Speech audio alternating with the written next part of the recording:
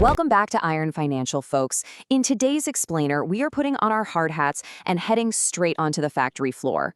We are executing a strict, no-nonsense, and completely impartial stress test of Elbit Systems and their newly released Q1 2026 earnings. Look, if you want to build a portfolio with a genuinely solid foundation, you need to know exactly how to spot structural integrity, and you absolutely need to know how to spot a value trap before it collapses on you. I'm your lead analyst, and I am focused purely on the numbers today. The revenue, the debt, the margins, basically the cold, hard steel of the balance sheet. And I'm the market skeptic. I'm here to represent you, the audience. My job is to look at these massive defense numbers and ask the uncomfortable questions you're all thinking. Is this real structural growth we're seeing, or is it just geopolitical hype? Are we looking at a durable company, or is this just a temporary reaction to global conflicts? That's exactly what we need to figure out. The defense sector has been incredibly volatile lately, and Elbit Systems has found itself right at the epicenter of unprecedented global demand. But as we always say here, demand doesn't automatically equal profitable execution. So we're going to break down the Q1 2026 SEC filings, the PR releases, and the raw data to see if this company is actually doing the heavy lifting or if they're just casually riding a macro wave. We are going to drop the hammer right out of the gate here. $30.2 billion. That is Elbit Systems' record-breaking order backlog as of March 31st, 2026. Let that sink in.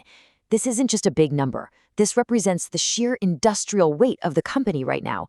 For context, this is the very first time in the company's long history that their backlog has breached the $30 billion threshold. And the increase during the single quarter came heavily from major contracts in Israel and Asia.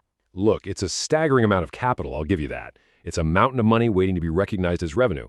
But let's be real. A backlog is just a promise on a piece of paper until the product is actually manufactured, shipped, and delivered to the client. When I see a number this massive, I don't just see guaranteed money, I see a massive logistical burden. That is a towering skyscraper of expectations, and the underlying scaffolding better be able to hold it up. That's a completely fair point, but you also have to look at the scheduled execution to measure the immediate strength of that scaffolding. Approximately 49% of this order backlog is scheduled to be performed during the remainder of 2026 and throughout 2027. That provides an incredible amount of near-term visibility for their cash flows over the next 18 to 24 months. That's a lot of concrete pouring in right on schedule. Okay, but here is my primary challenge to you. Is this a solid foundation or a temporary wartime spike? We all know the macroeconomic and geopolitical backdrop right now. The Middle East has been locked in various escalations. We've seen ceasefires and resumptions of hostilities involving Hamas, Hezbollah, and Iran throughout 2025 and into early 2026.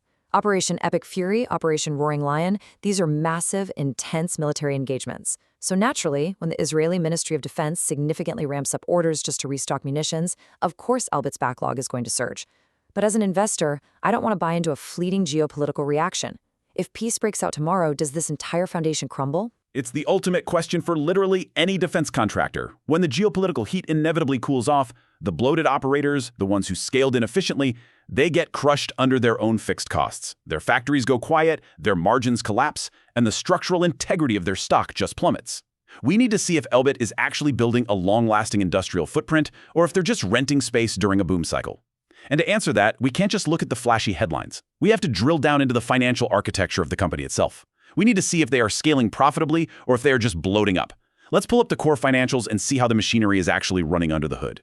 Let's inspect the structural integrity of Elbit's income statement. This right here is the heavy machinery at work. Look at the top line. Revenues grew from $1.89 billion in Q1 of 2025 to $2.19 billion in Q1 of 2026. That is a 15.5% year-over-year growth rate. In heavy industry manufacturing, moving the needle that much on a multi-billion-dollar base requires immense operational leverage and an absolutely relentless production cadence. It is not easy to do. Okay, revenue growth is great, but anyone can sell a dollar for 90 cents. I care about what they are actually keeping at the end of the day. If inflation is eating their lunch on raw materials, that top-line growth means absolutely nothing. Exactly. And that brings us straight to the GAAP gross profit. It surged from $454.3 million to $552.1 million. But honestly, the most critical metric on this entire board is that bottom row, the margin. It expanded from 24.0% to 25.2%. In the defense sector, where you are often locked into multi-year fixed-price contracts amidst crazy global inflation, seeing margin expansion alongside double-digit revenue growth, that is the holy grail of industrial management. It means they aren't just selling more volume, they are operating substantially more efficiently. That extra 1.2% on a $2.19 billion top line drops tens of millions of dollars of pure structural strength directly to the bottom line. And by the way, non-GAAP gross profit was even slightly higher at 25.5%. And this chart brilliantly illustrates exactly how that gross margin expansion translates for the actual shareholders. GAAP diluted earnings per share absolutely surged. We are looking at $2.35 in Q1 2025, jumping all the way to $3.34 in Q1 2026. That is proof of serious heavy lifting. The net income attributable to shareholders hit $160.8 million, which is way up from $107.1 million the year prior. Market skeptic? All right, that GAAP number is impressive, I won't deny it, but I always press for the non-GAAP details. Companies absolutely love to strip out the ugly stuff to make the final numbers look prettier. What are the adjusted numbers here? And more importantly, are they hiding some kind of structural decay? Fair question. Non-GAAP diluted net EPS hit $3.87, up from $2.57. And to answer your concern directly, the adjustments are actually very standard for a company that aggressively acquires other businesses to build out its capabilities. They primarily stripped out the amortization of purchased intangible assets, which accounted for about $7.5 million this quarter, and non-cash stock-based compensation of $6.9 million. These are standard non-cash accounting expenses, so the operational reality of their profitability is exceptionally durable. There's no sleight of hand here. But hey, if you still don't trust the earnings numbers, let's look at the concrete pouring straight into the bank accounts. $281.0 million. That is the operating cash flow generated in just the first 3 months of 2026 alone. Okay, now you really have my attention. You can massage earnings all day with clever accounting tricks, but you cannot fake cold, hard cash in the bank. Where was this figure sitting at this time last year? Last year in Q1, operating cash flow was $183.6 million. So we are looking at nearly $100 million in additional cash generation year over year. This massive cash flow was driven heavily by the strong increase in net income, obviously, but also a substantial increase in contract liabilities. That basically means customers are paying them up front to secure their place in the production line.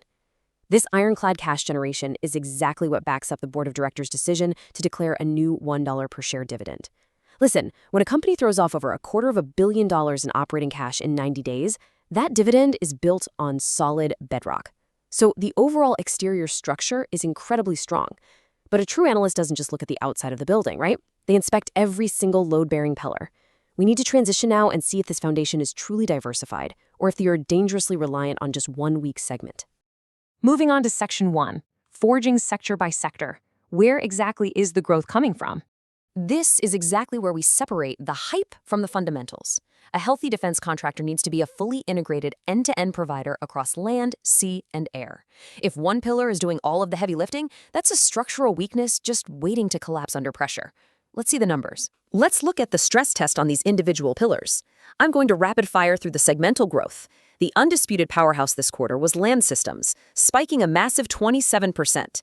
This was driven heavily by ammunition and munitions sales in both Israel and Europe. Look, ammunition is highly consumable. It burns fast and gets reordered fast. Next, we have C4I and Cyber, growing 17% on the back of radio and command and control systems in Europe. ISTAR and electronic warfare also grew 17%, driven by airborne and land high-power laser and EW systems. Elbit Systems of America bumped up a solid 5%, thanks to night vision systems outweighing a drop in medical devices. Hold on, stop right there. I see a crack in the foundation. Aerospace is only up 2%. For a company that is historically known for its aviation tech, 2% is basically flat when you factor in inflation. Is this a structural weakness? Why is the aerospace division lagging so far behind the land and cyber divisions? It's a good catch. The filings explicitly cite project mix adjustments for the aerospace segment. You have to remember, aviation contracts are notoriously long cycle. You don't churn out massive aerospace upgrades at the same velocity as artillery shells. While it's slower growth on a percentage basis, the segment still generated over $500 million in Q1 alone. It's a stable load-bearing wall, even if it isn't the fastest growing part of the structure right this second. All right, I'll buy that for now. But let's talk about geographic concentration. Look at this breakdown. Israel makes up 37.4% of the Q1 revenue. Given the intensity of the localized conflicts, from the operations targeting Iranian officials to the ongoing engagements with Hezbollah, It's incredibly obvious the domestic demand is red hot. But as an investor, geographic concentration is a massive, glaring risk.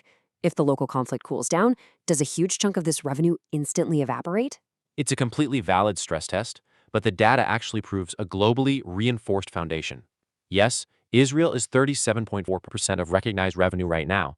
However, if you look back at the $30.2 billion backlog we discussed earlier, approximately 71% of that current backlog is attributable to orders completely outside of Israel.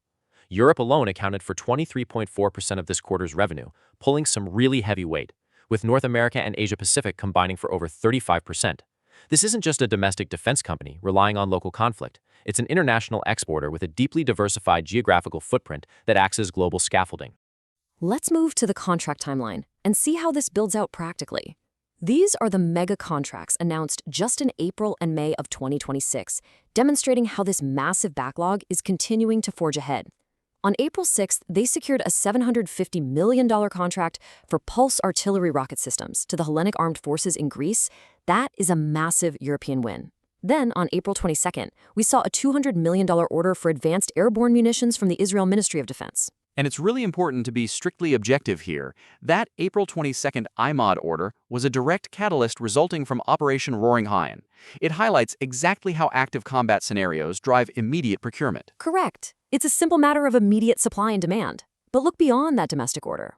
May 12th brings a $212 million order from the U.S. Army for enhanced night vision goggles. And then, the absolute anchor dropped on May 26th.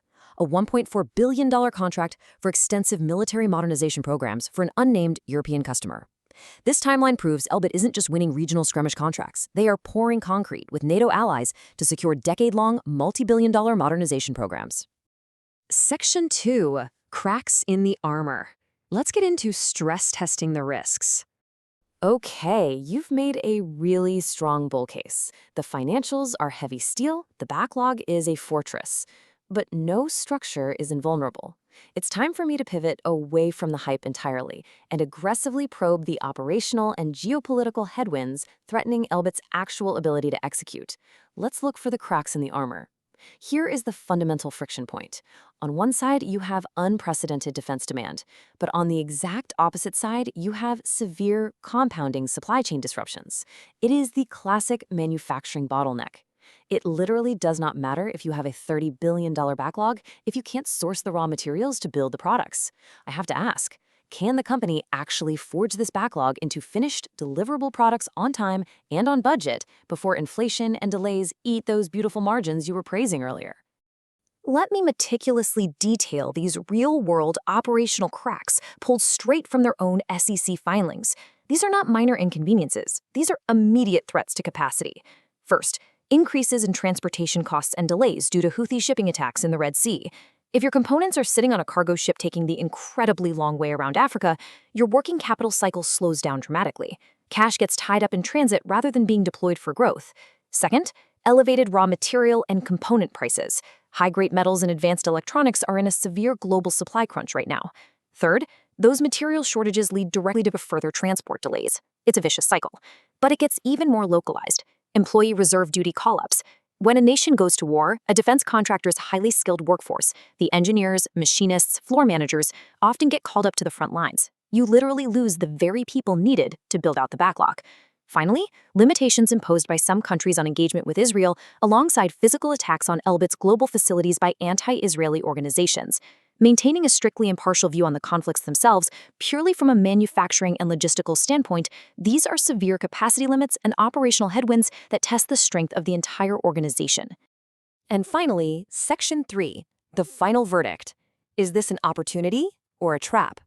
Those operational cracks you just detailed are formidable headwinds, and any analyst ignoring them is doing a massive disservice to their portfolio. But this is exactly where we align to deliver our final synthesis. We have to weigh the Ironclad financials, the 15.5% revenue growth, the margin expansion, the $250 million in cash flow, against the very real, very physical supply chain and geopolitical risks. Exactly. A $30 billion backlog is a massive asset. But in a disrupted supply chain environment, it can easily become a massive liability if those fixed-price contracts get squeezed by soaring component costs and severe labor shortages. Right. So the crucial point is how management is actually responding to those cracks. And this quote from CEO Bajal Al-Maklis lays out the exact blueprint for maintaining structural integrity. He says, to meet this demand and support sustainable long-term growth, we are scaling production capacity, increasing the use of automation, robotics, and AI, while maintaining strict capital discipline and expanding operational margins. Automation, robotics, and AI, that is Elbit's direct answer to patching the labor shortages from reserve call-ups and mitigating supply chain inefficiencies. If you can't rely on human labor on the factory floor because of national drafts, you build robots that don't get drafted. You automate the heavy lifting. By enforcing strict capital discipline, they are actively defending those expanding margins against raw material inflation. The fact that their operating margins actually surpassed the 10% mark this quarter proves this blueprint is actively working. It is not just theoretical. Look, they are managing the chaos well so far. There is absolutely no denying the numbers, but the environment remains highly volatile. The supply chain constraints are very real, and the geopolitical landscape shifts daily. Which pushes the ultimate question back to you, the viewer. We've laid out the foundation, we've shown you the steel beams of the balance sheet, and we've stress-tested the operational cracks. So what is the final takeaway? Is Elbit Systems the heavy lifting your portfolio needs to capitalize on a globally expanding defense cycle? Or do the supply chain bottlenecks and geographic concentrations make this a geopolitical trap waiting to spring? You have the raw data. You have the stress test. Now it's time for you to make the call. Thank you for joining us on this explainer. Keep your foundation strong, and we will see you next time on Iron Financial. Quick disclaimer, everything I share is for entertainment and informational purposes only. I'm not a financial advisor, so please do your own research or talk to a professional before making any moves with your money.